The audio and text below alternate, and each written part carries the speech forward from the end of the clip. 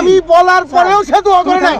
ইসলামী বিশ্ববিদ্যালয়ের প্রতিষ্ঠাতা শহীদ রাষ্ট্রপতি জিয়াউর রহমান বীর উত্তম 1979 সালের 22শে নভেম্বর ইসলামী বিশ্ববিদ্যালয় প্রতিষ্ঠিত করেছিলেন, যেখানে ইসলামী বিশ্ববিদ্যালয়ের পড়ালেখার মান থাকবে খুবই ভালো, এবং সেটা হচ্ছে গতানুগতিক শিক্ষা, ধর্মীয় মূল্যবোধ, আইন শিক্ষা, বিজ্ঞান শিক্ষা, সকল শিক্ষার সমন্বয়ে বিশ্ববিদ্যালয় প্রতিষ্ঠিত করেছিল শহীদ রাষ্ট্রপতি জিয়াউর রহমান।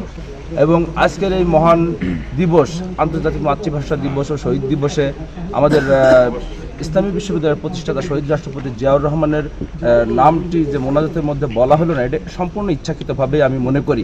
কারণ আমাদের এই ইমাম সাহেব উনি অত্যন্ত ভালো মানুষ, অত্যন্ত ভদ্রজন, আজ পর্যন্ত উনি কোথাও মিস্টেক করেনি জিয়াউর রহমান বিষয়টি, কিন্তু এটি ইচ্ছাকৃতভাবে উদযাপন কমিটি বা বিশ্ববিদ্যালয় প্রশাসন এটা নামটা বাদ দিয়েছে বলে আমি ছাত্রদলের পক্ষ থেকে আমি মনে করি।